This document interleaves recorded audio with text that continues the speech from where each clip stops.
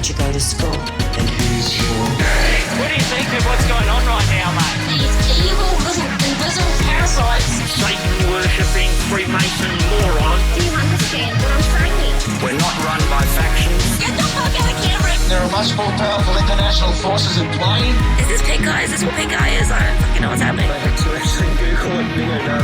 Please go outside and look at the moon quickly. It's been crazy, guys, but guess what? It's how it is, mate. Mate, because I want to do you slowly. Well, I ain't spending any time on it. Welcome to the Condition Release Program, a podcast that delves into the netherworld of cults, crims, and con artists.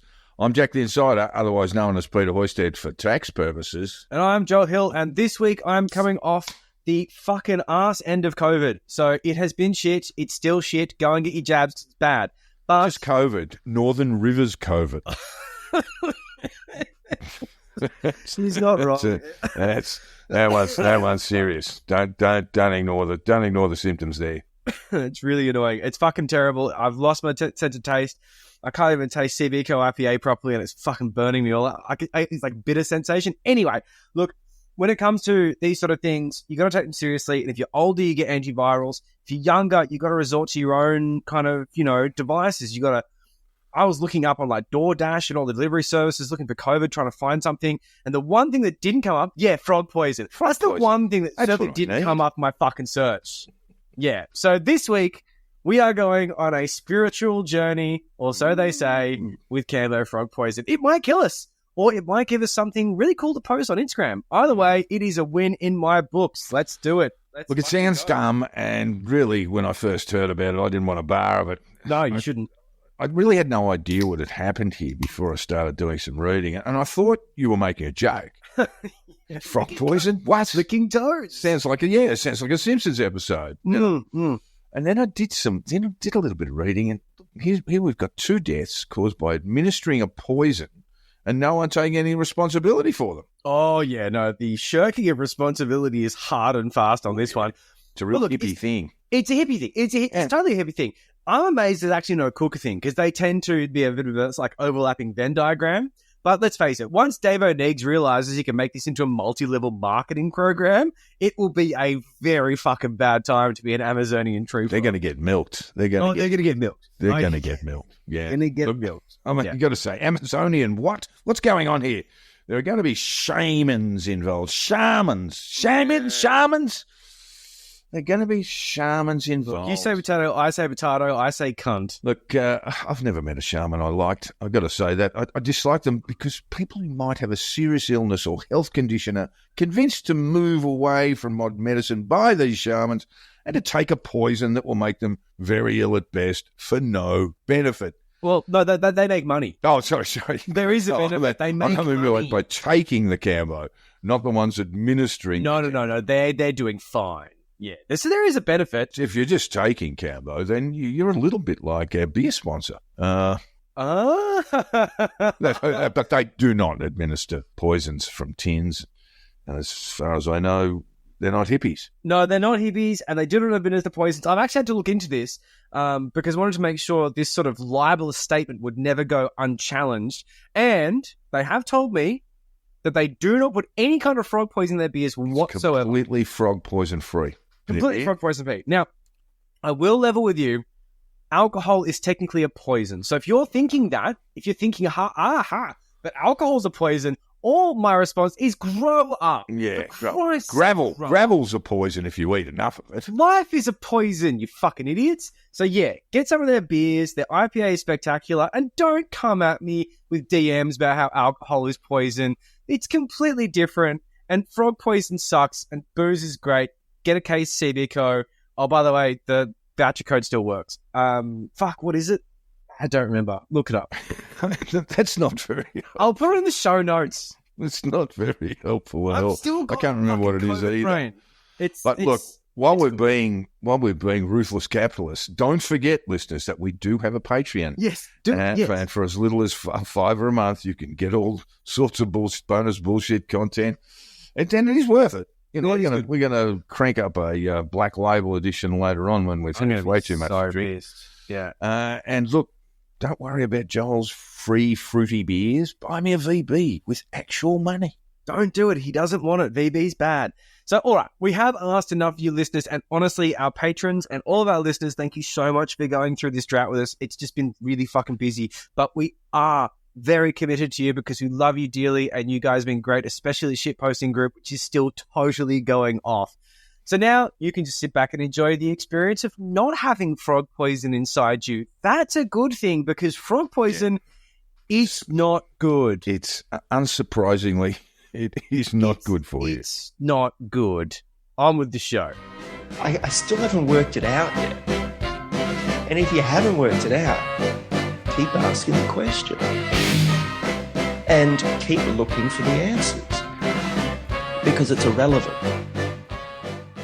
So it's time to change tone from the jovial introduction and get serious about this one because while the idea of Kambo frog poison does sound like a bad joke, and it kind of is, it is. It's like a Simpsons episode, right? That was a good point. That's totally fair. This show will somewhat revolve around the deaths of two young Australians, Natasha Lechner, age 39, and Jared Antonovich, who died at age 46. So this is in the wake of a colonial inquest, and their lives were lost after participating in ceremonies as such, and this involves the transdermal application of poison derived rather unpleasantly from Amazonian tree frogs and administered through small burns on the upper arm or in other parts of the body, which often sort of vaguely follows meridian lines in Chinese traditional medicine, but it depends on how they feel that morning, really. The two deceased have very different stories, but one thing in common: Kambo frog poison took their lives. Yeah, absolutely, and that is official in the inquest. That's not conjecture. That's the inquest into Natasha Lechner. And that's what the findings have found. That yeah, would really have happened if it wasn't for the old Kambo. So let's have a look at what Kambo frog poison, or let's say it like the hippies do, Kambo frog medicine. Medicine. Yeah. Medicine. Let's have a look at what it actually is, because obviously they're not calling it poison. That's a really bad PR angle, isn't it? Because it is a business. Come sit down. We'll play some songs and have a bit of poison. Yeah. I mean, no one's calling booze poison. You can have mine. I did aggressively warn people off making that sort of that parallel there, but it is. You don't say let's sit around and do some poison, and yet we do all the time. So Kambo is a waxy substance which is collected by scraping the skin of the Amazonian tree frog. And I'm not going to give you the Latin names and things because I just don't really care. But it'll be green. Yeah, I believe it's green, although I do look at the stock photos that I've seen on like mainstream media footage and I'm like, dude, that looks like something from the Gold Coast, bro. So Kambo is a waxy substance collected by scraping the skin of the Amazonian tree frog, and the Kambo is a secretion from the frog when it feels threatened. So it feels pissed off, poison comes out, sweet. Yeah. Eat me and you're going to feel sick. Yeah, exactly. Eat me and you will be... Yeah, anyway, I won't say anything. The two people die. So the frogs are captured and stressed, and this involves capturing the frog, tying it to four sticks to stretch its limbs, which quite reasonably makes the frog feel a little bit upset, and out comes the Kambo. Yeah. Have some of this. Get some of this in your gob. Exactly. So, you can just imagine basically once Dan Andrews gets mention of this, he starts digging Kambo tunnels and, raising young tree frogs to torture them. It does sound a bit adrenochrome. I got it. Very adrenochrome. You gave me that. Are they torturing frogs 10 kilometres below the Earth's surface? Yeah, exactly. Holding frogs in bondage and just giving them a bit of a scrape down with an icy pole stick every now and then. Yep, that sounds very much like Dan Andrews' MO. I think that's what he likes to do. So the Kambo is a secretion which contains peptides. And that sounds very sort of fancy and sciencey. And this could be wrong about that. I mean, yeah, peptide. Well, isn't that what got the Essendon in trouble? Peptides? That's they're pretty good, I heard. I mean, according to the mainstream media. Yes. Well, some of them, including some of the assistant coaches. One who's currently the coach of Melbourne, he said, make sure you bring the good stuff this week, mate. And we did hear, of course, that James Hird took some peptides. They were not in competition. They weren't playing. They were coaches. But James Hird, the story goes, had an erection that lasted about 24 hours. That's priapism, isn't it? And, yeah, it is a form of priapism. It's actually extremely dangerous. And I think he did have to seek, somewhat embarrassedly, a bit of medical assistance. Look, it's better than going to the meds and saying, basically, I've got a torch up my ass. Oh, well, there was the guy who took 28 Viagra, and he had to be hospitalised.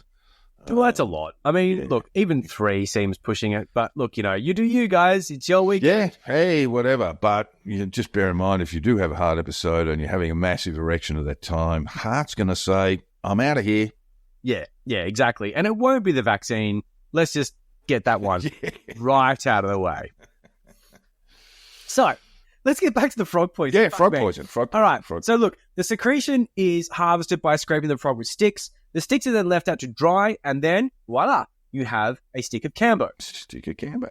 To then administer the Kambo, usually after a bunch of sort of chanting and assorted spiritual nonsense, someone will burn your body with a tip of incense, usually on the arm or the leg, and, make these little dots. Then they rub the poison-coated Kambo stick on the abrasion. This is that sort of transdermal application shit where it's like, through the skin, through an abrasion. It's not in the bloodstream. So I presume if you took this drug orally, you would be dead, right? I mean, I think you just scoffed on just sat there just chewing on a Kambo stick. I think if you suck on the stick, it goes in there and your guts just destroy it. It's going to go in there. I think it needs to go transdermally because basically there's 2 ways this can sort of work, which is either transdermally, which is cool, or in your bloodstream, which is when you just die straight away. You will die. But you've got to kind of buff it for that to happen. So that's a whole other story. Right. But don't take it orally. I think that's important for our listeners. If you do if someone does offer you a Kambo stick, don't just whack it in your mouth like it's a paddle pop. Don't suck on it. I don't think it actually does anything. To be honest, I think it's probably the safest way of doing it, but I also don't know that. I think the stomach acid just kills it. But then maybe it doesn't. Maybe it goes through your mouth. I don't know. Doesn't make sense either. Look, just sucked on a stick. Be safe. Be safe around this. Don't put a Kambo stick in your mouth. Just avoid anyone who does this, to be honest. Anyway, so look, this is the thing that around the sort of dots. So you get like 3 dots of the burn if you want X, Y, Z, but then maybe you'll do 5 or 6 dots if you want a stronger dose. So generally speaking, the way that you administer Kambo and the way you dose it is by how many times they burned you, and that's it. That's it. Well, that's got all the clinical basis you need, isn't it? It doesn't feel so. If you've got 5 or 7 burn marks, you're taking a lot of Kambo, right? Maybe. I don't know. Maybe. I just don't know because it's some random stick from fucking somewhere in the Amazon. From the Amazon, yeah. Yeah. So it's fucking ridiculous. And look, I must admit, the fact that you can't smoke it is disappointing because I think the term Kamboms is kind of cute. You got something there. I think there could be some real good PR in that. It's better than frog poison. But yeah, so don't buff it. Don't put it in a pinger. Don't put it in your drink. Don't suck it like a lollipop. I don't think any of these things are going to work. Usual disclaimer. This is the thing, man. I find it so difficult to reconcile the fact this is measured in sticks and dots. Like, come on, guys. Like, it's 2024. Someone in the Amazon, some random fucking guy in the Amazon scrapes a frog. You wipe it into a dot that your stoned friend burned into your skin. And at one point you can say, oh yeah, no, I just had 3 dots, bro. What is 3 dots? What is a stick? What? Where is the measurement system here? I'm just having a quiet night. I only have a couple of dots. That doesn't mean anything. It doesn't mean anything. It could be a strong stick. What if you burned more than usual? This is so just inaccurate. Like the pedantic sciencey. So you've got issues around quantity, quantity getting into your bloodstream right away. Such a problem. Yes, exactly. Dosage is a huge fucking problem. So look, the Kambo ceremonies often involve this sort of shaman or practitioner. And I mean, they measure this shit in sticks and dots. So I'm not seeing them as being experts in anything. No.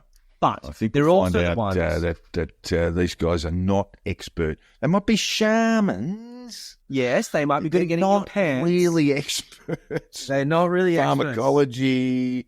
experts in anything but getting laid. Yeah.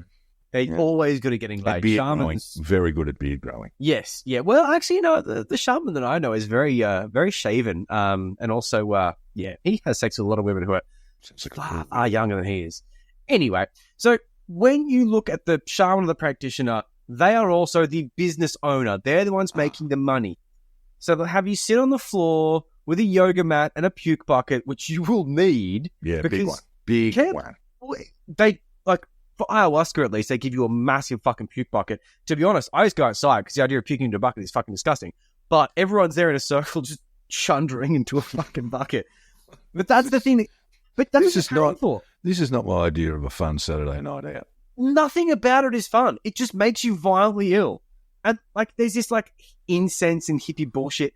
It's all this Northern Rivers nonsense. No one in indigenous fucking tribes are standing around saging each other and fucking lighting incense. They fucking burn you with a stick. They put frog poison on you, and then they send you out to hunt. Because that's what it is. It's a preparation for preparing to hunt. Apparently, basically what happens. Well, why are you spewing? Gotta get the bow and arrow out and fire away at a rat or one of those large South American rats, a tapir. Hit a tapir. That sounds terrifying. I don't know exactly how this works out. But what I can say is that Well, the best part about Kambo frog poison is when it's over, and chances are they are basically ready to go and hunt, but it does give you a bit of a brain reset, and we'll go into that later. And I can see how in some ways this would work in this sort of heightened sort of sense of clarity after the thing happens, which does sort of taper off, of course, because, hey, you got to come back for more. But at the end of the day, I just find it very, very difficult to reconcile the idea of these hippies being like, oh, you're traditional Amazonian. It's like, no, not after you're done with it, because you're doing it with, like, music bowls and shit. And you know you do. And you know it's all made up. And you know you suck. Anyway, so parallels are often made with Kambo and ayahuasca, and there's a very good reason for it in Jared Antonovich's situation, which we'll talk about later. But, for example, both from the Amazon, both make you puke. But that is about the end of the similarities on a literal sense, because ayahuasca, which is made popular by fuckwits like Joe Rogan, is a very strong psychedelic. And what? Yeah, and you. Well, look, I do like it. But the thing is that I have taken it a couple of times, and while it's not a party drug, that's for damn sure, it is a fascinating way to peer into your own soul. I get it. I really do get it. My experience made me very much question the concept of linear time and gave me about a decade of therapy in about an hour, which was all I could really handle, which the drug kind of told me in a hallucination, which is fun. But everyone's experience is different. I would do ayahuasca again for sure. The second time I did it, the drug told me I wasn't ready for the second time. But the first time I did it, it said that it was part 1 of 3, and part 2 would happen when I was ready. Of course, I was itching for part 2, and then when I drank it again, it was like, this isn't part 2, you fucking child. And then just gave me a bunch of fun hallucinations, which was awesome anyway. Anyway, won't go too far into that because I could talk about that for 3 hours. But my experience with ayahuasca was fantastic and so great, and anything like it is something that I would definitely investigate. I do not want to do Kambo.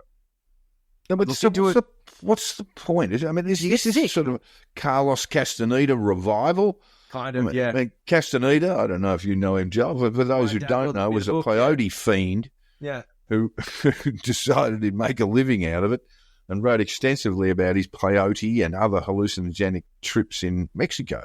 Yeah, how he raised his spiritual consciousness under the tutelage of a Yaqui elder known as Don Juan. That's the one. I got into all that stuff in my 70s. Sorry, not in my 70s, in the 70s. Yeah. I got into all that stuff too. But it was really just a good reason to take acid, you know. Fuck yeah, of course it is. Anything's a good reason to take acid. Tuesday is a good reason to take acid. That's right. But I thought, yeah, I know. But yes, but going above the sort of baser instincts, I'm going to avoid your self-discovery here. How much is? Oh no, that's a bit expensive. Yeah, that's it. Well, I mean, I must say, when it comes to ayahuasca, the self-discovery aspect of it is intense. So I would say the self-discovery level of ayahuasca is 10 out of 10. I would say the self-discovery aspect of acid is about 2 out of 10. And mushrooms maybe 3, because both of those drugs make me into a giggling 5-year-old where maybe, just maybe in the right company, I might have some realizations about something, whereas ayahuasca, basically blew my fucking brain and completely changed me as a human being. So yeah, look, I'm not going to downplay put on weight. these things. But this is Kambo, and this is a frog poison on a stick, which is for convenience. You know, everything in terms of convenience. That's where you want it. You want it to be on a stick. You know, whether it's Plutopop or whether it's frog poison. Or It's a on stick of butter. stick. And all it does, you don't trip, do you? Do you have hallucinations, or are you supposed to? You just get violently ill. It's one of these you're going to binge.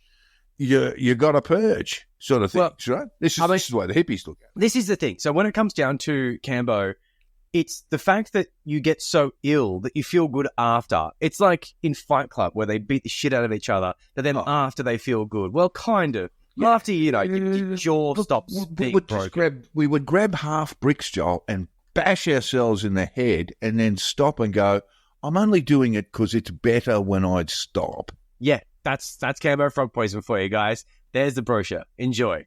So, I'm going to give a bit of benefit of the doubt to Kambo here because I will say that this complex mix of peptides, which includes opioid peptides, can act as a powerful painkiller. So Natasha Lechner, who we will discuss soon, she's part of the coronial inquest, one of the people who died. She had horrific chronic back pain, and Kambo helped alleviate that. And I need to respect that, even though we are going to take the piss out of this because this is a dumb hippie thing that shouldn't exist. But generally speaking, I need to say that I'm going to shit on Kambo in this episode because it is mostly stupid. Well, let me just take you back. I mean, a lot of this stuff you can put down to the placebo effect. So you say, well, yes and no. Yes, with the painkiller effect, like I say, it is traced back to the opioid peptides, which do exist, but there is definitely a placebo effect. And I totally agree with that. So the thing here, right? I'm just going to put like a parallel to this, an analogy here. It does help some people with chronic pain, and it also helps with depression. And I'll make the analogy here to ECT, or electroconvulsive therapy, which is a brutal and horrible psychiatric treatment, which is meant to sort of jolt your brain into fixing depression. Fair enough. It kicks your ass and resets your clock. That's cool. It does work for some people, but despite that sort of barbarity of ECT, which is where they basically put you in anesthetic, under an anesthetic, in anesthesia. God, these words are terrible to say. They put electrodes on your brain and they zap you. But it's been extensively studied, for better or worse, and it kind of works. Like, that's why they still do it, under the auspices of Western particularly medicine. used with people who suffer trauma. Yeah. And I've always seen it as a sort of block of the traumatic thing, PTSD, those sorts of things, and that it can be helpful in that respect. It's a sort of brutal like process. you said, resetting your brain, but resetting it with the trauma, if not removed, then sort of shaded out, if you know what I mean. Yeah, and that could involve memory loss, which is kind of dark and sad. Like, I mean, there's a lot going on there, but there's also a lot of literature, and that's why we have people who've done 8 years of study before they put their hands on electrodes. That's not the case with people with Kambo. No. So Kambo is traditional. Sure, there's ancient years and years of wisdom behind it. You can blah, blah about that all day. But most of it's based on bro science and hippie wisdom. To become a practitioner, it takes about a week, and we'll talk about that later. So a certificate. Yeah, and look, according to the inquest, Natasha, who passed, was one of the few who passed. Apparently lots of them have failed. I don't think a bell curve is actually a good indicator of whether it's a good course or not. I think either they've got a bell curve or they've got dickheads in the program. Well, maybe dickheads with a bit more money. We can run them around and test them again a couple of weeks' time. Exactly. 100% agree completely. Trustafarians take their cash. So this is the thing that you got to be wary of, though, because you got these claims by these dickheads with these week-long diplomas who are trying to sell this frog fuckery to vulnerable people who are desperately seeking answers. So when you see this sort of stuff, it just, for me, fucking alarm bells. So Kambo lasts around 30 minutes. I've seen YouTube videos of this. You will thrash around. You will puke.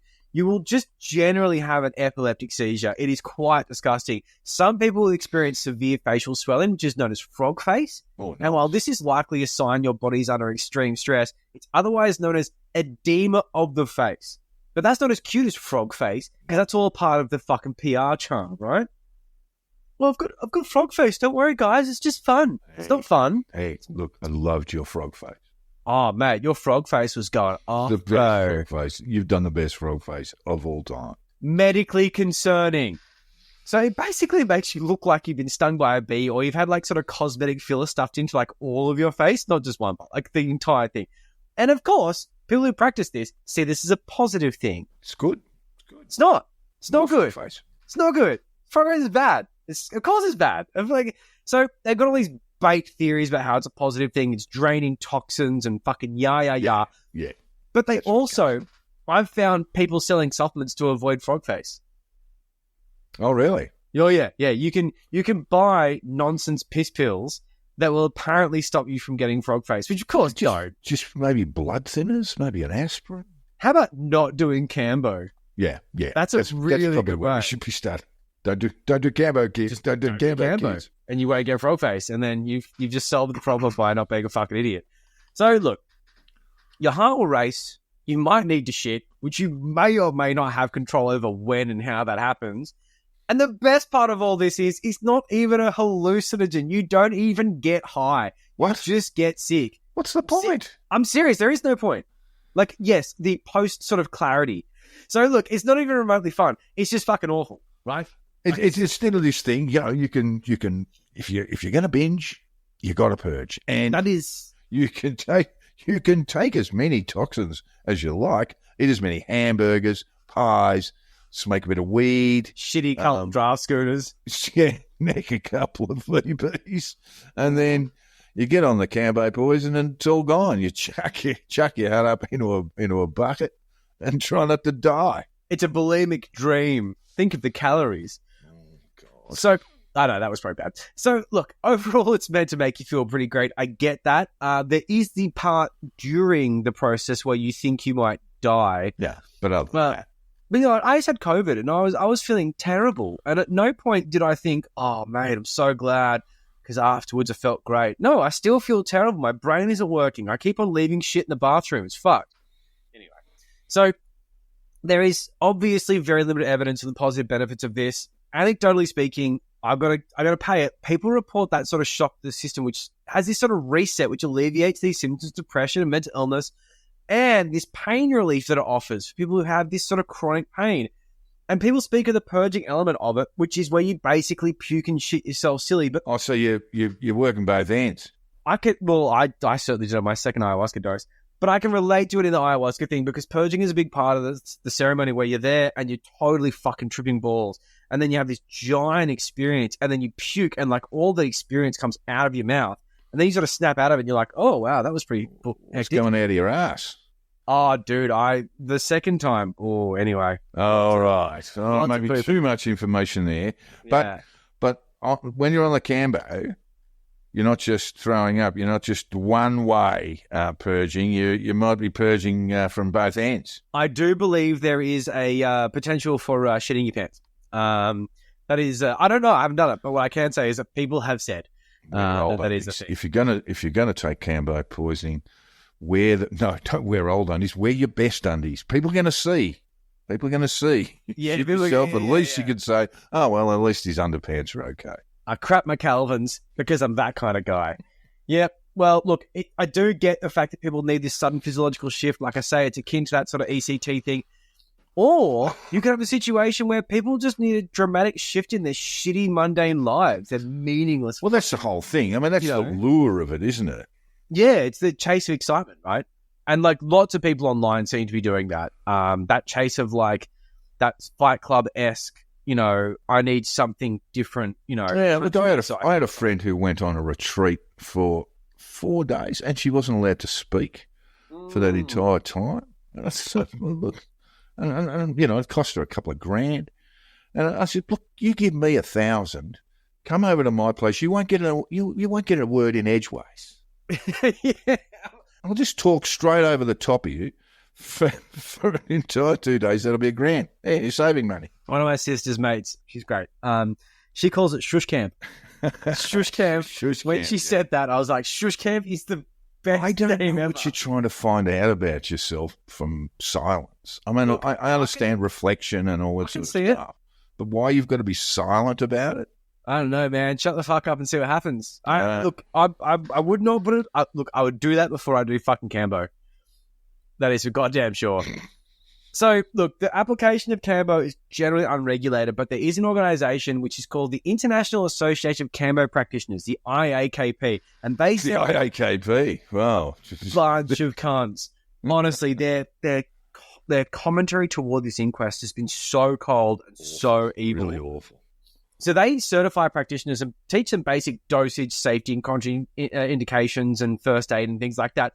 By the way, here's the dosage not lesson. so much about first aid, is there? But we'll get on to that. We will get onto that. But the dosage thing, it's like, buy a stick on the internet. Because whenever you burn the really person. feel... Just suss it out. Just paint their wounds and hope for the best with this random stick you bought on the internet. Yeah, dosage. You had to burn them first. Yeah, fucking embarrassing. Anyway, so the Kambo training course goes over 2 weeks or so. Between sort of 1 and 2 weeks.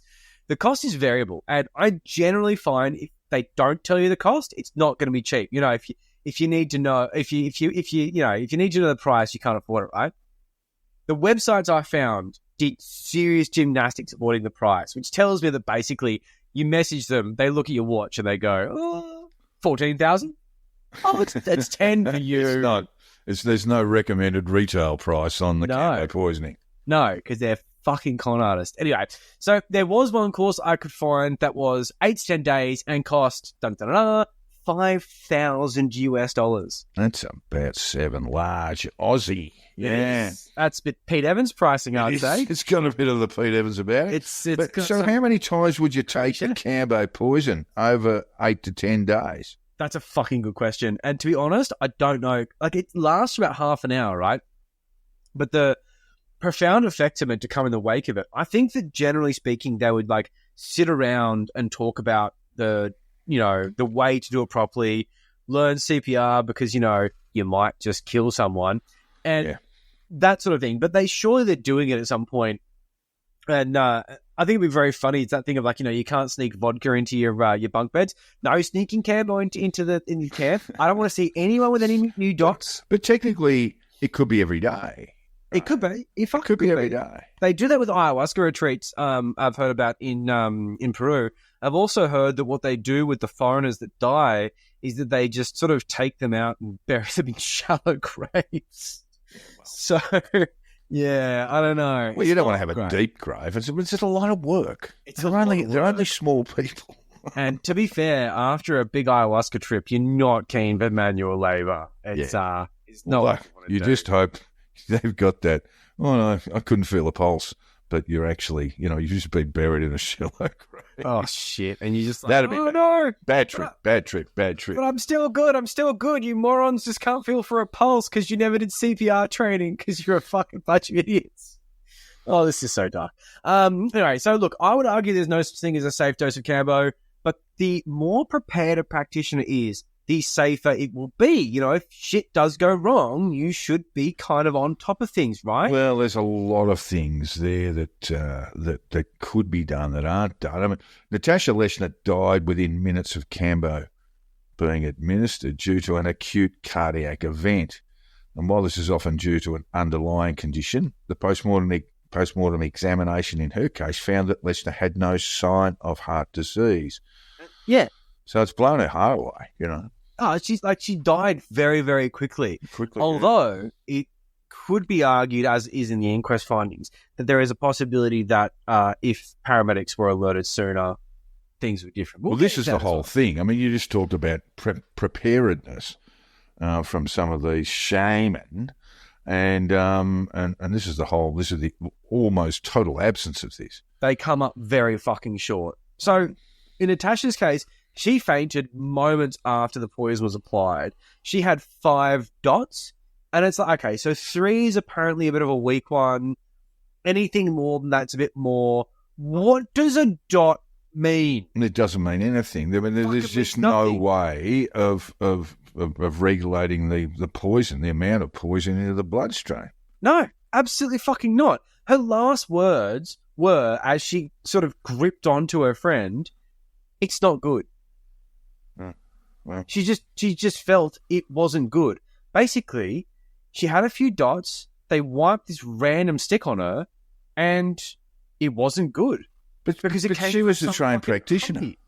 She She was. was- yeah. She was a trained practitioner. She learned to do it 2 months before her death, and she passed the course. She was qualified. But they do argue the person who administered it on her wasn't a qualified practitioner. And to be honest, I mean, look, really, Who knows? I mean, there's just no way. I mean, you can go and do the 2-week course and come away with your little certificate or not bother with it. Yep. But who knows? I mean, who's going to be able to determine the amount of Kambo that goes into someone's bloodstream? And that's What's the a thing. dot? There's just no quantification here. What's a fucking Dots. dot? What's a dot? Oh, What's a don't stick? have 7, don't have 6. Ooh, no, you're crazy, man. Yeah. Oh, no, we got this from the other tribe. Better be careful with it. They're strong ones. What does it even fucking mean? So frustrating. Look, the North Coast newspaper, The Echo, that's actually been doing some really good work on this. I've been following this a bit closer than the larger Really media good companies. We'll get to their reporting, which has been excellent, but this story's gone global with a BBC report on 11 May last year, 2023. On 8th of March 2019, Natasha Lesnar set up a Kambo ceremony at her house in Mullumbimby, 20 minutes from the coastal town of Byron Bay. She was morbidly obese, and you said that she had, and you mentioned this job, she had turned to alternative medicines to manage chronic back pain. Damn you, homeopathy. But on that day, within seconds of applying Kambo to 5 small burns on her chest and arm, she passed out. Minutes later, she was dead. Yeah.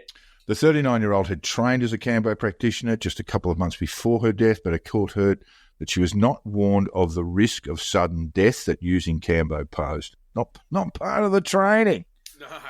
Despite being with another Kambo practitioner, I'm reading for the BBC again, who started CPR, no ambulance was called for Ms. Lesnar until her housemate came home 10 minutes later. 10 minutes, just absolutely critical time, finding her friend foaming at the mouth. Never a good look. I mean, rabies, could be a bit of rabies, but generally speaking, not a good symptom to have. No. And she is believed to have died, the BBC says, as we said before, of an acute cardiac event. Yeah, that's what's in the inquest findings. And like the other Kambo practitioner, she claimed she didn't know the number for emergency services. We'll discuss this later. Her name is Victoria Sinclair. She's from Northern Ireland. Yeah, I mean, look, it's possible. Yeah, we'll talk about it a little while. The idea that no one there had the ability to hit 3 zeros on a phone. Well, Bit of a stretch. what the Guardian said was Sinclair admitted she did not know 000 was the number to call in an emergency and in any case had no phone. And that is in the inquest findings. And we have to take those things word for it as such. Also said that basically she didn't know how to use Natasha's phone and also made light of the fact that she didn't necessarily go outside and scream for help. You know, she didn't try and say, I've got no phone. Can someone get an ambo? Run out of the house and go to the next door neighbour's house. I'm going to be controversial and say, look, I can't say she was in a position to call emergency services. Maybe she didn't know the number. But as we'll discuss later in the case of Jared, these folks seem pretty fucking reluctant to call ambulances. And let's face it, the cops as a result. I mean, I'm just going to put it out there. I think self-interest features heavily in their decisions. It's what killed Hendrix. Yeah. What killed Jimi Hendrix? You know, there was a large amount of hash in the place where he overdosed, and the woman there just decided she wasn't going to call the police. Call an ambulance, I should say. And to be fair, they were probably because looking the into police would come and rumble her for the hash. Yeah, that's fucking pathetic. Anyway, so yes, the Echo has done really great work. Their offices in Mullumbimby, and they've been on the ground reporting at the Lismore, where the Corelli inquest is, I think it is. Yes, that's right. And this is the thing with the Corelli inquest, with the death of Jared Antonovich, who was 46 years old. 46, yeah. Known to his friends in the Northern Rivers as Ish, Mr. Antonovich died from a ruptured esophagus after taking Kambo and ayahuasca. How do you pronounce it, Joel? Ayahuasca. Ayahuasca. Okay. I better not be Kambo fucking and wrong. This better ayahuasca. not be another bloody of those. There could be, yes. It could be another midazolam. We're going to get fucking rooted on that. Midazolam. Midazolam. Midazolam. Anyway. Ruptured esophagus after taking Kambo and ayahuasca at the Dreaming Arts Festival. Ooh. At Akura, north of Kyogo in October 2021. Now, when you look at that sentence, that is almost a perfect sentence about Northern Rivers. So, a ruptured esophagus. How would you get a ruptured esophagus, Joel? You'd get that Puking from a lot. violently vomiting, I would think. Puking a lot. And puking basically stomach contents, stomach acids. Well, that you're are told going to to burn take- away at the esophagus. You have a certain level of fasting and things in the preparation for ayahuasca journeys and stuff like that. You can't eat avocados and bananas and shit. It's a whole thing. There's a whole science to it. It is actually probably quite right. But the fasting and stuff like that does mean that when you puke, it's very frothy and gross and bile-driven and fucked. It's very acidic. And I can absolutely see how the fact that,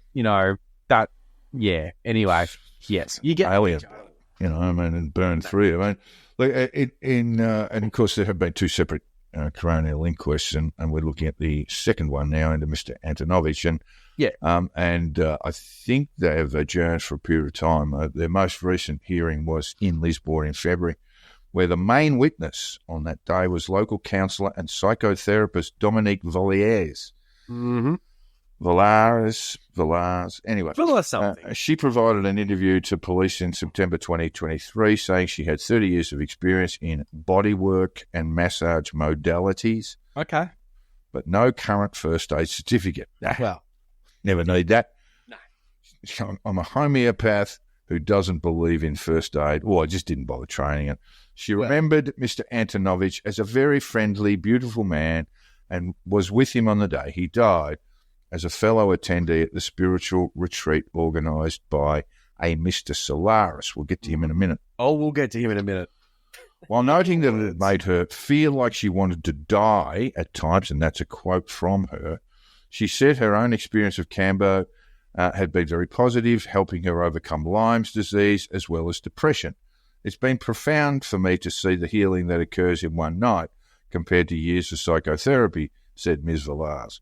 I can just, as a side note, I can absolutely back that up. You do ayahuasca for a night. It lasts maybe about 90 minutes, or for some people it was more like 3 hours, but I couldn't handle that. That was way too fucking much. And I did a decade of therapy. It's one of the most profound and brilliant things I've ever done in my entire life, and I doubt that will ever change. As far as therapy goes, I reconciled a lot of shit. I can't wait for part 2, and I hope it does happen at some point. Well, all right. Well, we're with Kambo now, and yes, no, Kambo. They were taking both. The Mr. Antonovich he should never have taken both. Was taking both. That's a bad. And on the day in question, this Dominique Villars woman has said she was assisting the retreat by rubbing the feet of people taking Kambo, including Mr. Antonovich, and providing spiritual support. Not first aid, spiritual support though. That's good. I mean, it didn't work, but that's good. That's great. Thanks. So, still quoting the article, Ms. Villars said it was standard practice for people interested in taking Kambo and ayahuasca to be extensively questioned about their medical and psychological histories, and then to follow a strict preparatory regimen. And that's what I'm saying with the diet and things like that. To be honest, I wasn't quizzed that much. And after Mr. Antonovich got into breathing difficulties following the administration of Kambo by Cameron Kite, she was shocked to discover that he had suffered from asthma, comorbidity. And this, and also Mr. Antonovich has an acquired brain injury, which is a whole nother rabbit hole of the story. We're not going to go down that. Very opportunistic friends trying to get money out of him when he got a settlement. Anyway, so they appear to be two of the factors that made Kambo and ayahuasca particularly risky for him. Really high risk. And so bad. And if there is this extensive questioning going on about medical and psychological histories, I mean, the fact that he's an asthmatic would be top of that list. And this, no, perhaps not the top of the list, because what would be on top of that list is I sustained a brain injury. Had any real questions been asked? Fuck's sake. Hours before Jared Antonovich died, Dominique Villars said she became concerned enough about his condition to suggest that he should go to hospital, but Mr. Antonovich was adamant that he didn't want to go, even after he started developing severe kidney pain. She said she then spoke to Aboriginal elder Uncle AJ, who also said no hospital. And as a result, she didn't press the issue, thinking they were both men of the land who knew better than her. It's perhaps worth reminding our listeners that Jared Antonovich was not actually an Indigenous man. No.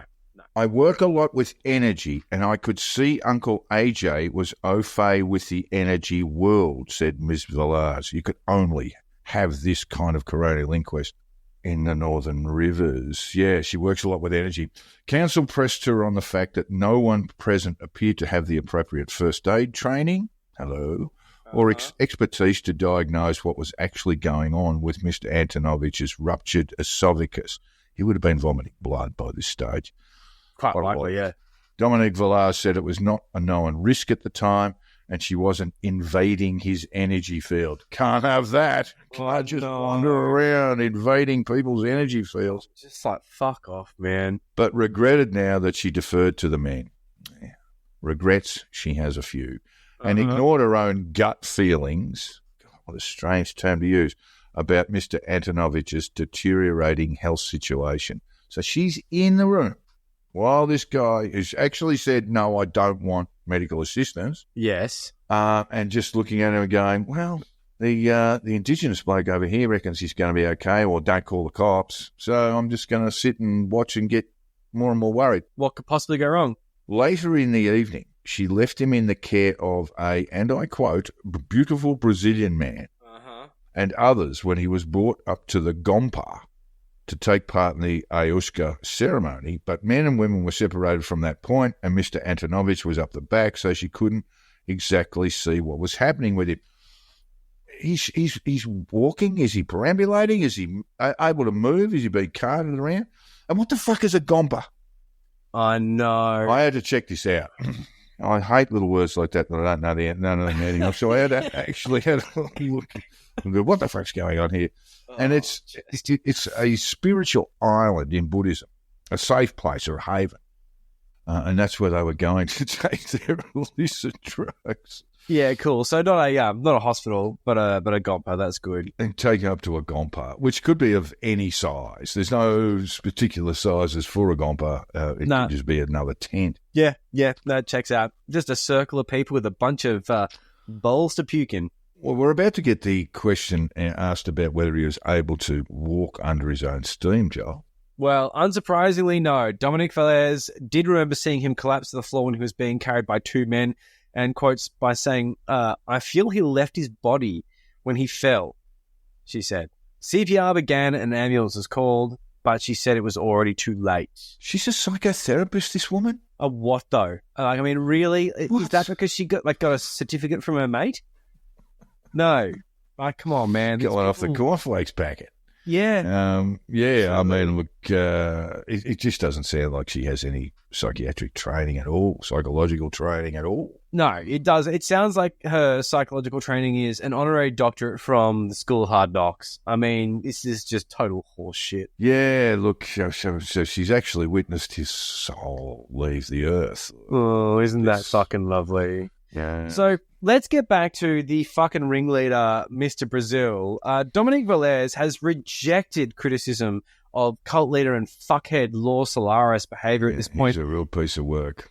Apparently, he had to safely manage a large group of people who had just taken ayahuasca and get them out of the room quietly without panic. Now, I can sympathise that to a certain extent because, yes, you are in a situation where the shaman or the central character, who is probably the only straight person in the room, needs to have some degree of trust and responsibility. And a bloke's just been carted in there by a couple of other blokes and hit the deck. Yeah. And this guy is like trying to get people out of the room. Why is there a large group of people? Oh, that's right. Sorry. Because everyone pays individually. Yeah. That's why there's a large group of people. When I did my ayahuasca circle, there was maybe like 9 or 10 people. And that is because as much as I do take issue with the shaman that I did it with, and that's a whole other story we're not going into, but man, there's no way this guy is going to be babysitting 25 fucking people off their nut on his Off their trolleys, yeah, Just and wandering off. looking into the origins of the universe. puking into the bushes and turning up dead in the morning. Better just quietly get them out of the room because there's Yeah. a guy dying before their eyes. He might be a bit of a sexual predator and he might be a bit of an asshole, but he's not a fucking idiot. Anyway, this guy is. So, look, when it comes down to this whole thing, she was saying with her actions at the time, I have to reconcile my brain to say this. She described of her attitude toward the situation. This is a quote. I was trying to hold the calm and the beauty and be with him. Dude was fucking dying. He's dying. He's fucking he's dying. Yeah. It's not beautiful. It's not calm. It's not. It's only calm. It's not a because calm he's dying. It's not a calm moment. You got someone dying in front of you. Yeah. Call an ambulance, you fucking idiot. So Dominique spoke about her ongoing faith in Lord Solaris because he's a cult leader and his team of helpers who were called Guardians, which is not culty at all. Dr. Dwyer then asked of the asshole... That's the coroner. That's the coroner, yeah. Do you accept that you were misguided in your confidence in those who were running the retreat? And Miss Valez said that it was difficult to answer because this was a rare case. Not many deaths. Oh, there's not heaps of deaths. Oh, well, I guess we better get a machine gun out. As if there's a death every day. 2 might be, let's face it, 2 that we know of might be enough to be concerned about, right? Yeah, the coroner then asked about Mr. Antonovich's facial swelling, frog face, which other witnesses testified was extreme.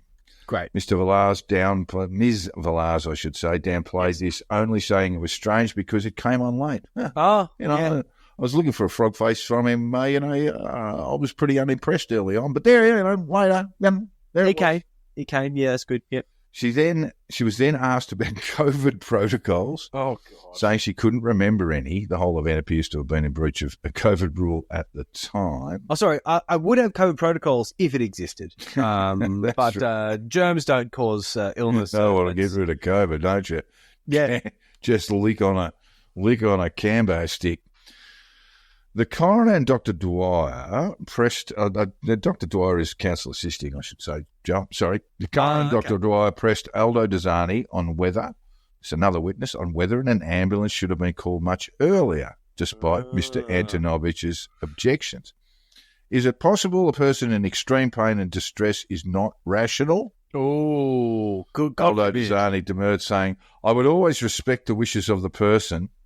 He's an anti-vaxxer right there, unless they were incapable of making a decision. He was dying. Desani then told the court he didn't realise until today that Mr. Antonovich had an acquired brain injury. Because all the questions they asked. Because all the questionnaires. Doing his own research there. Yeah.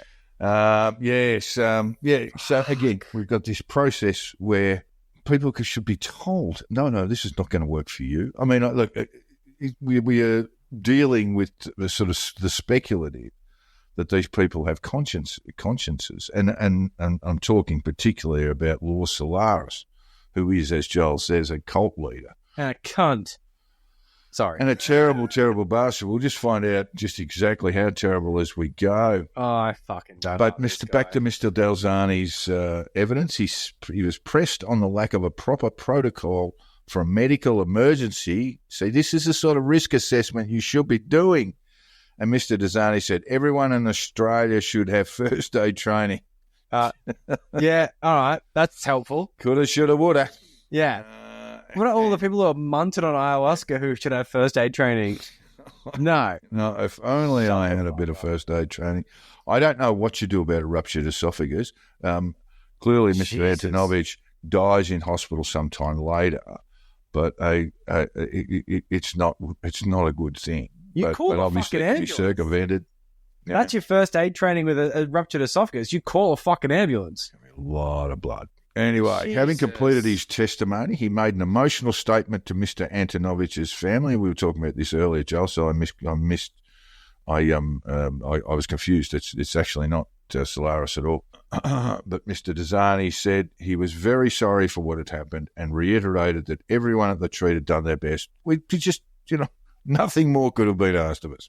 Yeah. I hope that something good can come from this. In some small way, he said, I wish circumstances didn't have to be this way. That is such a hippie response, It's if I wish something for something hard enough, it'll go away. Right. Jared Antonovich's father, I'm still quoting from the Echo piece here, Glenn, responded by saying he accepted Mr. Desani's condolences, but that the horror of the knock on the door at 5 o'clock in the morning to find out what had happened, and then the 9 days it took to get Jared's body home to Shepparton, Central Victoria, so he could say goodbye, had been something no one outside the family could truly understand. Or I guess what he means is appreciate.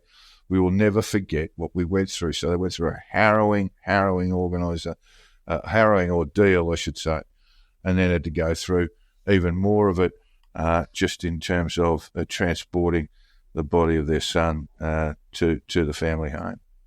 Cool, so let's get angry. So Jared's brother, Chris Antonovich, held back tears. He described the horror of hearing this upbeat description of his brother's death, where Jared's brother had told the inquest that Law Solaris called his brother's death a beautiful occasion.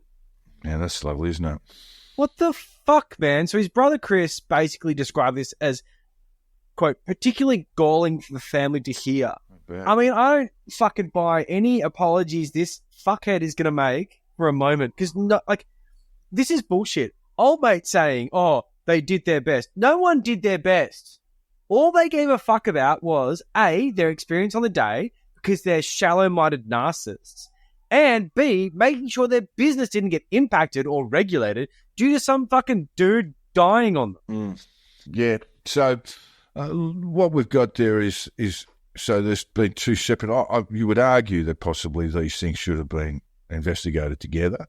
So there has been a finding about the deceased Lechner, but in the case of Jared Antonovich, the coronial inquest continues. I think there's a real good case to be made that these things were looked at together.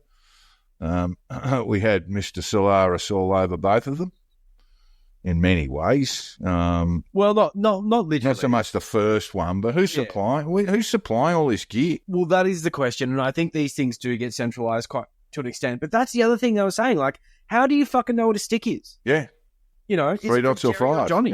Yeah, like you just don't know these sort of things. So yeah, and at the end of the day, not only are people making money insofar as administering things, but fuck me, I mean, the gall of this motherfucker, he had a fucking GoFundMe. I know, yeah. This is, now we're getting to this cult bastard, and he said, I am strong and confident in this process, but it has definitely taken its toll physically and financially. Hello. And I, with a small I, need to take a couple of months out to go and see my teachers and elders in Brazil. This is while this coronial inquest is going on. Take a couple of months out to go and see my teachers and elders in Brazil and rest to recharge for the next steps. Yeah. So this caused great concern among the family, particularly Antonovich's family and all other people. So he starts a GoFundMe, opening up to public donations, but it does not mention Law's intention to go to Brazil. Instead, it focuses on the need for, and I quote, for our community to unite, preserve our rights to continue our spiritual work here in Australia. Several false claims, I'm quoting again, are being made against our sacred sacrament, known as Ayushka. The media is gaslighting and creating a false narrative. Lousy bastards. The false claims have not yet been challenged through a fair legal process.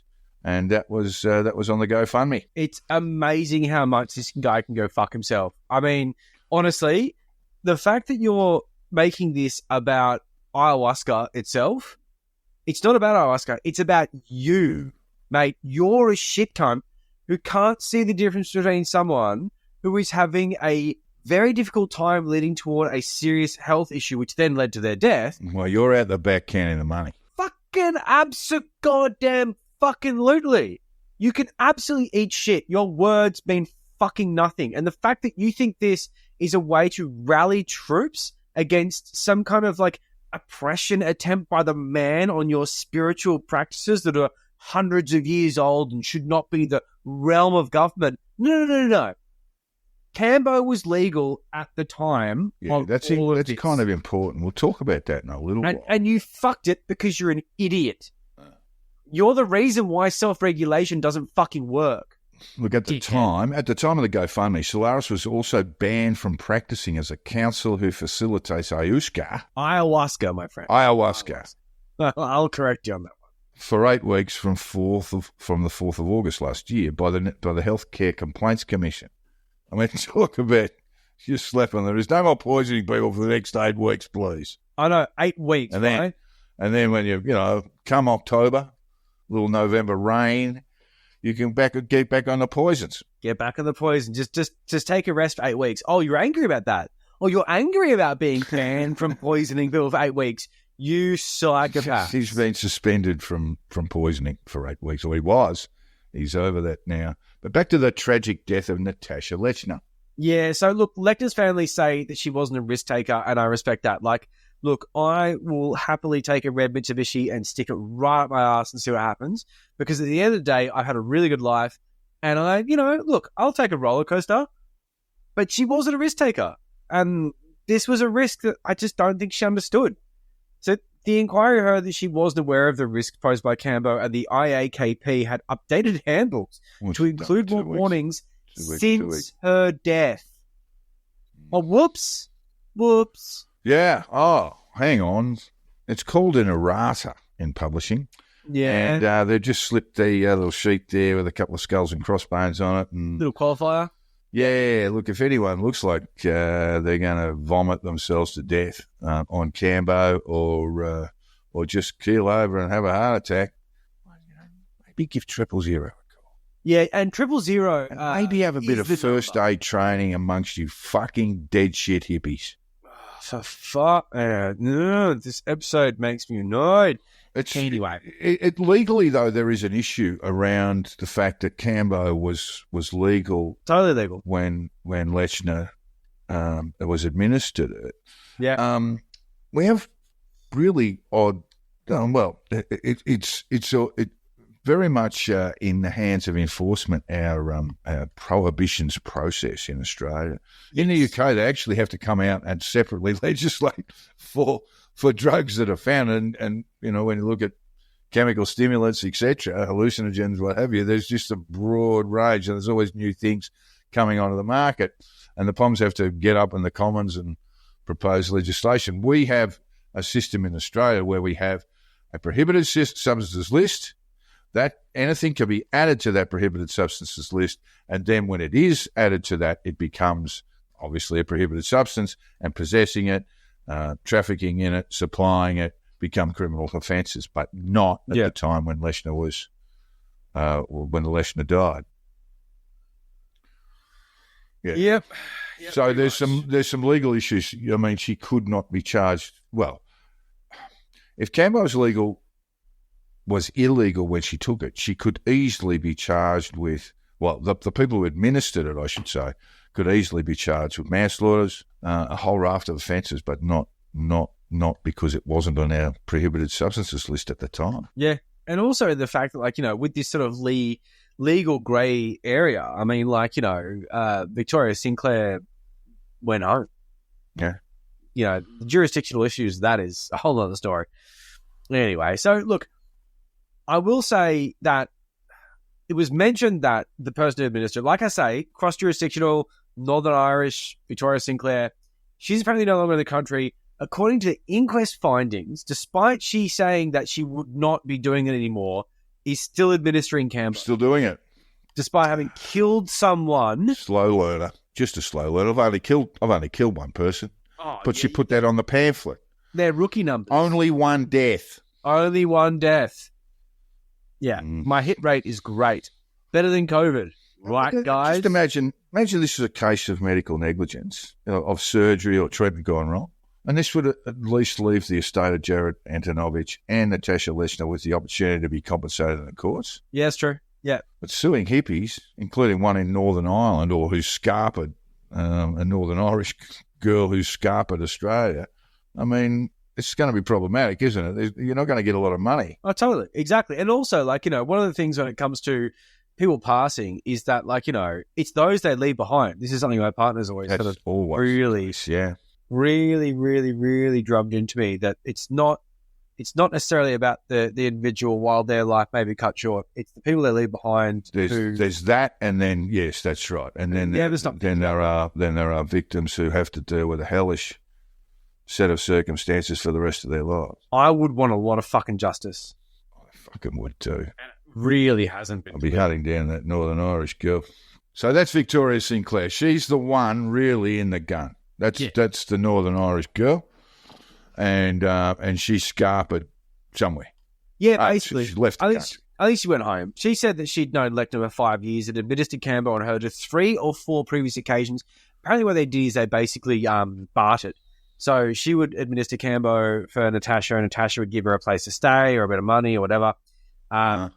So in this situation, they're holding the ceremony in in Natasha's Mullumbimby flat. Oh, they're not even going to the rainforest. They're just in a flat and a couple of beanbags. Yeah, with a lava lamp or something. There's a massive difference between doing it in places like that. I did mushrooms in my friend Dan Schreiber's place in Oxford in Summertown, and that was very weird. I've done mushrooms out in a field, and it's better. it's better. Anyway, so it depends on how you feel. I mean, I think with a lot of hallucinogens and having a little bit of experience in it myself, if you're in a good space, you're mentally solid at the time, good friends, you're with good people. Generally things go really well. Don't drive a car. Never say, look, I'll drive. No. When you're on hallucinogenics. It's really not a good idea. I've never. I think we did drive a tractor at one point, but I'm not going to go into that. That sounds like. Yeah. Anyway, so this is the thing about the experience of Natasha. Her mate didn't know the emergency numbers, and as her lips went blue, she went blue. Her hands were twitching. Her breathing was laboured. That is a sign that death is imminent. You are in trouble. So she claims to have administered CPR, but does she really? Like, did she? I don't fucking know. Trusting this lot, I don't have much faith. What I can say is that at least 10 minutes later, the flatmate arrived and called an ambulance. Thank God for that. And apparently... It's 10 long minutes, isn't it? I mean, obviously there's a great deal of negligence going on here. Well, 10 minutes after... Imagine Sinclair with a body in front of her for 10 minutes. I mean, talk about time slowing down. Oh, mate, it would have been a lot. There is an opportunity there to do so many things. More. And they're in a flat. She can just duck down in the street, say, help me, please, someone help me. The ambo came in 5 minutes after the call. 5 minutes. Yeah, well, there's essentially 10 minutes lost there. I do feel sorry for Sinclair insofar that she told the inquest that she was praying that Kelly would come home. And what that says to me is that Sinclair might have had all the experience with this Kambo shit in the world and blah, blah, blah. But when emergency happened, the fight or flight, she flew and inner child just took over. And I do have a small it's interesting. That. I wonder who she was praying to. Was she praying to a Roman Catholic God, or was she very curious? Seems like the hippie stuff just left her briefly. To Law Solaris, probably. Look, when it comes down to this sort of stuff, mate, if you can't handle this stuff like that, then don't fucking do it. And if it does happen, then don't be surprised. Don't fold under pressure and then be annoyed that you folded under pressure when you were administering some very serious shit. Anyway, so the founder of the IAKP, Karen Dark, was invited to appear to the inquest but declined. However, she did provide some written answers to some questions. Oh, that's nice. I mean, it must be said, most people would know this, but of course a coroner's inquest does not have the powers to compel or subpoena. To compel or subpoena people to appear. And if they also have a very a peculiar set of evidentiary powers too, Joel, because you can refuse to answer questions in the box on the grounds that they may incriminate you. You cannot do that in our criminal. You can plead the fifth. Yes, as such. more or less. Yeah, okay, that's interesting. Anyway, Karen Dark from the IAKP, the group of people who run all this sort of Kambo nonsense. Well, certified, apparently. While declining Dwyer's request to appear via video link before the inquest, Dark did provide written answers to some questions released by the court, in which he stressed that the woman who applied the Kambo to Lechner's skin, that's Victoria Sinclair, in the last moments of her life, was not an IAKP practitioner. Hadn't done the 2 weeks. Yeah, Dark also raised doubts about the training that woman, self-described experienced Kambo practitioner and Northern Irish woman Victoria Sinclair, claimed to have undertaken, and questioned her actions in the vital moments after Lechner collapsed, lost consciousness, and as her pulse weakened, lips turned blue and hands began to twitch, as she said before, Joe. Sending emails, psychic SOS, downloading from ancestors, and working in the etheric are not actions that an IAKP trained practitioner would recognise as a response to an emergency. I think actually I quite like this, Dark, because Sinclair's just completely out of her depth. And from what we know, in that space of that 10 minutes, is she saying that Sinclair sent an email, conducted some sort of psychic SOS? I mean, she certainly did. She prayed. Look, Dark is covering her ass because when it comes down to it, this entire hippie ecosystem encourages fucking the law of attraction that will then say, look, if you will it, the ambulance will come. No, if you call it, the ambulance will come. I was brought up on this shit. Yeah. No, it's a I'm brutal assessment. Yeah. I'm not giving Dark a free fucking ride. So Lechner's housemate, Kellyanne Green, said Lechner was a beautiful soul who loved learning new things and music and was always with a book or a guitar, and described Lechner as everyone's rock. And I've fucking known so many people who are like that. Quote, she was probably the go-to friend if you needed support for anything. We used to call her the mama bear. I'm very grateful to have been friends with her.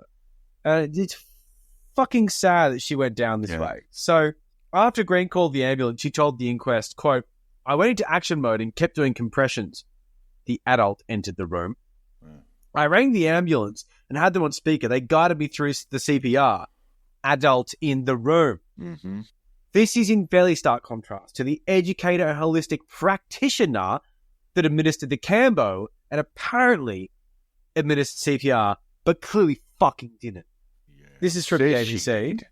Well, she says she fucking did. Yeah, this is from the ABC. Victoria Sinclair told the court she decided to do CPR rather than call for help when it became apparent her friend was seriously unwell. I know she's overseas, but I'm telling you now that would be she's got to deal with 2 questions about negligence, right? Yes. And one of those is why didn't you call an ambulance? Yeah. And then she's got to deal with the other, why didn't you administer some CPR? So I think she's made the CPR thing up, and then she sort of made up the excuse about the allegedly zero line. Yeah. Allegedly. I mean, look, Victoria, if we got it wrong, come on the show. I don't think that's going to happen, is it? The inquest heard the Irish woman did not have her mobile phone at the time, and thought she would need to look up an emergency services number. Not hard. Yeah. Hit it up for me, Joe, like you didn't know the number. Emergency services number, Australia. 444 is the local police line, and 000, or 112 if you're international, or 999 if you're in the fucking UK. Dickheads. When asked if that resulted in an unfortunate delay to an ambulance being called, she replied, guess so. Oh. Sorry, that was not a very good... That was not an Irish accent. No. Everything happened very quickly, she said. I believe I acted as quickly and coherently as I could. Uh-huh. Really? Yeah. Sarah Jane Morrison, otherwise known as Aisha Priya, trained Lechner in Kambo and acknowledged the practice could cause death, usually because the practitioner is taking too long to call an ambulance. That's a quote from Sarah Jane Morrison, also known as Aisha Priya. Mm-hmm. Yeah, I bet you she's regretting that flight to Mumbai now. Anyway, her father wiped tears. This is Lechner's father wiped tears from his eyes as he told the inquest he would never get over the death of his daughter. As a father, you always want to be there. I was very disappointed in how first aid was not rendered. Not all of us are heroes. Yeah, it's incredibly sad, Joel. That is fucking sad. That is, and the thing that's really annoying is like with those quotes about her, those sort of eulogistic quotes, she does sound like a fucking great person who came across a really rough patch when it came to sort of back pain and things like that. Gained a bit of weight. Look, I'm not going to throw stones in a glass house on that one. Yeah, and neither am I. when it comes down to it, look, the health issues come from this, and either you chase things through a very Western lens, which can be really shitty. I mean, look, I've seen Requiem for a Dream. I know where you're coming She from. takes a diet pill, she loses her mind, and she winds up fucked. And she winds up getting electroshock therapy in a fucking mental institution. Like, I'm not gonna. Yeah, I mean, this is the fault of homeopathy, generally speaking. That if she was morbidly obese, as described there, as described in the coroner's hearings, she would know how difficult it is to lose weight. She could possibly take a pill and it'd be much easier, but not back in 2019. Well, there's still that Duramine and like amphetamine. Yeah, stuff. Amphetamines and things like that. But it's a rough trot though. That's the stuff it's very difficult, and of course, it's very difficult to not just to take the weight off, but to keep it off as well. And Especially that's if you always a difficult thing. So if someone comes along and says, "We can help you do it," without all of the hard work, what is a genuine commitment to losing weight, exercise, all that sort of stuff, and keeping it off, which is really, really hard. It is. This stuff just becomes a lure, It's a vulnerable person being seduced by con artists.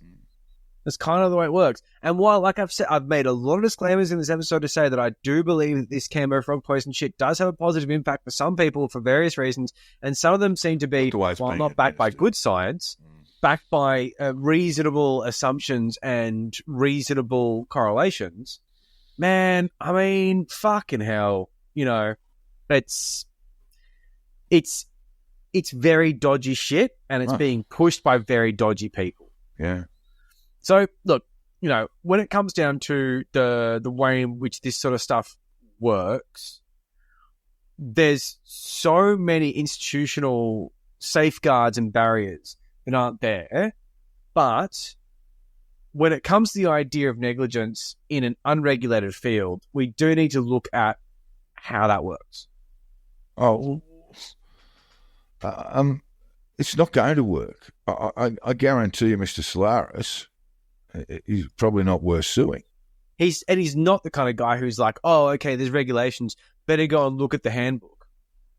He's a narcissist and he's a fucking asshole. There's a long list of people here who could be sued. I mean, Victoria Sinclair is a walk-up start, but to be sued by the Leshner family, for example. But there's, what are you going to get? I mean, there's just no fucking justice. I mean, firstly, she's overseas. She'd have to almost volunteer to return to Australia. Oh, the jurisdictional issues are fucked. Yeah. Yeah. There's fuck all. So it gets to that point of like, the law criminalizing. That's the next thing. Well, it has changed now because it is a prohibited substance. So it becomes a real problem if you get caught importing it. Yeah. I mean, technically you're available wide open to be charged with trafficking. And that comes to a life sentence. I'm not sure if these are classified that way. I haven't seen how they have been controlled. What I can say... I'd be very interested in that. I just think that they've whacked it on the prohibited substances list, but there is a gradation there. There is. But still, if you're going to import this, I mean, that's going to be the big problem. I mean, Jesus Christ, they're bitten off more they can chew with, which is vaping. Well... created an absolute monster for themselves. Yeah, that's another example of much more tricky and murky regulation, which I don't completely agree with. It's just awful. It's just mad stuff. Fucking stupid. It's like Al Capone never existed, I mean. Yeah, I know, totally right. Fucking right. And like, but when these things, once something like Kambo frog poison does go on, it'll be very interesting to see. Well, did the coroner's initial inquest, the Leshner inquest, did that make recommendations that yes, possession be criminalised, etc.? Well, for it to basically be criminalised in general, yeah. I can't put my finger on the exact wording of the inquest, but what I can say is, yes, it was said that it should be criminalised. Yes. Yeah, it definitely should be. Yeah. I mean, look, you may be right. I mean, it may have all sorts of benefits for some people. And that can be regulated in itself. But, like, if you've got... In a regulated environment. Yeah. Just like they do with mushrooms and eckies. Yes, I do mushrooms and eckies outside the law. Fuck that. I don't give a shit. But when it comes down to it, if you're going to do that in a therapeutic state, which is what this is about, I'll be more than happy to see this sort of stuff done under supervision with genuine controls. And I believe that Kambo frog poison isn't dangerous enough to kill people in controlled situations. I think it's dangerous enough to kill people when it's being administered by idiots. And that's the issue, is the idiots. Like idiots, yeah. Okay, well, so here's what you got. So I'm just going to throw it out there that not everyone is on board with Kambo being controlled. Really? So, well, look, this will come as a great surprise to you, but a lot of these Joe Rogan wannabe fuckheads who spend their lives on Excel spreadsheets and only feel alive on the weekend when they inject fucking frog poison into their dicks, these people don't actually want this to be illegal. But I tell you who really does want it to be illegal? Not the consumers, the suppliers. And unsurprisingly, in a situation that was very responsive to these deaths, a prohibition order was issued in the wake of this to a Carly J. Angel and a Brad T. Williams by the South Australian Health and Community Services Complaints Commissioner. And it's a very basic order. It says you're prohibited from providing health services related to Kambo or Sananga. And Sananga are these eye drops that are derived from this root bark. It's an Amazonian thing. It's a precursor to ayahuasca. It's apparently a thing. I never was offered it or took it, but whatever, it exists.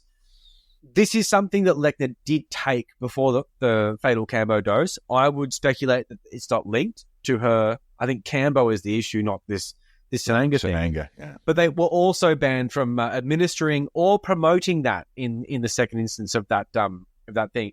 And basically their response was that they were being targeted by authorities because they've got a prominent and open social media presence. Don't close our business. This is making us money, and we don't. We just got the garage cleaned up. We got a table out there now. I work a day a month. This is fucking great. Yeah. There's no way that, I mean, we will look into its status as a prohibited substance, listeners. Yeah, we should get back to you in a subsequent episode. But if it is prohibited, it will be prohibited from being sold into this country. So I would think Carly J. Angel and Brad T. Williams in South Australia, presumably, would be their shipments will be having. People should be having a bit of a look. Well, their website's down. Order Force should be having a bit of a look. And they're, I saw that on the Instagram, they've pivoted to selling overpriced cocoa and weird droplet supplements. So, still grifting. Well, system worked. But doing it differently. What I can say is that one thing that they said quite explicitly is, if you make this illegal, you will drive it underground. Yeah. See, it's why the argument doesn't stack up. I mean, it does. Well, it doesn't. Heroin, cocaine, it does, but not so here. much for Kambo for frog poison. No, and you know why? Because when it was legal, they didn't call an ambulance. What the fuck are you going to do differently, mate? And you have been listening to the Conditional Release program with your host, Jack the Insider and Joel Hill. If you haven't already, hit the subscribe button. And if you've enjoyed our bullshit, throw us a 5-star review on your podcast app. Do it. Do it now. Yeah, if you don't, you'd be shot in the street. I'll just put Kambo frog poison in you, mate, and laugh at you while you writhe around in pain. So Jack is found on Twitter on @JackTheInsider and Joel on @CrimeSmurfs with a K. That's me. Set up a Facebook page, you can find fairly easily. Conditional release program, shit posting, put it in the search bar. It should come up. Or maybe not if we're shadow banned. I don't care. Promoting a podcast is easier said than done. If you share this episode or a past episode, just tell your friends in the toilet when you're on coke at the local pub. I don't really care. Just do something to make sure our numbers get bumped up, because it keeps it. It's been a busy time. It's been hard to pay attention to these things. But goddamn, if I could quit my job and do this full time, it would be so good. Well, the Patreon is up and running, and we ask listeners to consider throwing a few dollars our way. That's how we'd quit the job. So as for as little as $5 a month, you have access to all sorts of bonus content. It's really great. You'll feel really warm and fuzzy helping us out. Generally speaking, you'll be keeping the lights on. Yes, indeed. And you can find it, what is it, the Patreon, www. Just Google it. Yeah. Google Patreon Conditional Release Program. I'm really rubbish at reading. You guys are digital natives. And if you're not, we don't want your money. Feel bad.